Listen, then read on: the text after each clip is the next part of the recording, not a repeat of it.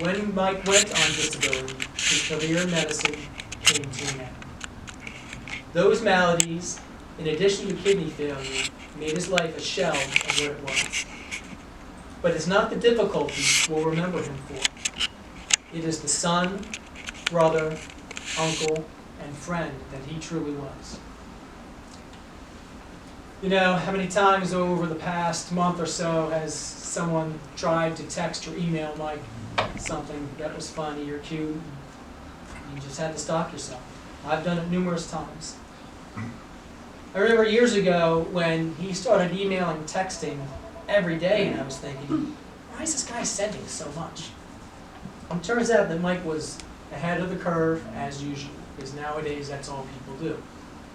He was texting his thoughts and emailing links and funny photos years before it became a societal norm. It was his way of keeping in touch with all the people that he loved. That's how Mike stayed connected with the people he loved. He didn't move to Arizona to get away from anyone. He moved there to follow his dream and live his lifestyle. I know a lot of you also had deep conversations with Mike. So if anyone has a good story about Mike or would like to say a few words about him, we'd like to hear from you today.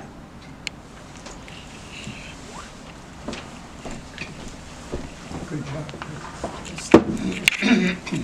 My story has props. There are a few ironies in Michael's life. Yes, you see the shark picture. That is Michael getting sniffed over by a gigantic shark. The irony was, when he saw Jaws, when did Jaws come out? It scared the hoo-ha out of him. He hated sharks. He was deathly afraid.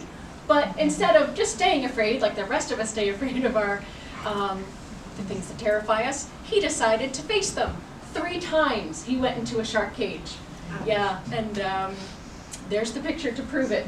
Another irony was that he devoted so much of his life to helping people in pain, in trauma, and then the gout hit, which he didn't ask for, and he tried to change his diet, but as you heard, those surgeries in 2016 just put an end to his beloved career. But of course, all of us think of Dr. Mike, the intelligent one. House has got nothing on Michael. So here's his lab coat, the one thing we think about Michael, helping people out in the emergency room of St. Mary's. But the other thing we think about with Michael is his sense of humor. We've mentioned the puns. We couldn't bring them all, but here's another thing we found in Mike's closet. We can't fix stupid with a medical symbol. Come to St. Mary's with your snake bites. Come to St. Mary's if you've been in a car accident. Heart attack, we've got your back. But we can't fix stupid. I have some memories of that people emailed us. Rich Kriegel, who was a fellow high school classmate of Mike's, sent in, I couldn't think of any specific jokes that Michael said, but remembered his consistently dry sense of humor and perfect deadpan delivery. Then that broad smile when he noticed that you caught up with him. Also, he joined the cross-country team later than me, not until his junior or senior year. My competitive edge, Rich, was short-lived. Mike applied his brilliant scientific mind, analysis of input-output data, and applied biometrics to quickly smoke me and become one of the fastest guys on the team. And then another one from his neighbors in Tucson. Mike and I shared several common interests, including photography and travel.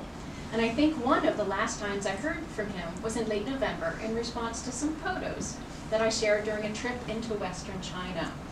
I've shared this information with neighbors Rob and Dee Dee Bieber, who also kept in touch with Mike frequently. The 5 of us have shared several dinners for Thanksgiving and New Year's over the recent years, including a memorable one at his house where he insisted on cooking a complete turkey dinner from soup to nuts for all of us. We're all very sorry to hear about Mike's passing, and we'll miss him in the neighborhood.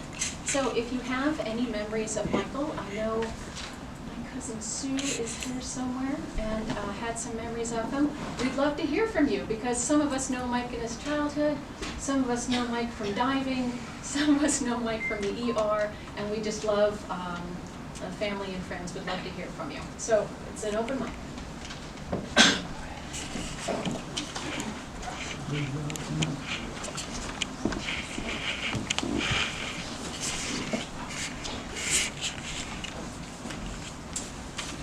My name is Nancy. My brother Bill and Mike and I traveled together extensively for about 2 decades and to 4 different continents. Some of those were very special expeditions to places that you couldn't get to from here. One of our most memorable and unusual journeys was in 2006, when we went to the Andaman Islands to fulfill one of my dreams, which was to dive with an elephant. Now, accessing the Andamans, which is off the coast of India, was about a 42-hour marathon to get there. Bill and I arrived several days before Mike, and we had a few dives in with the elephant named Rajan before Mike got there.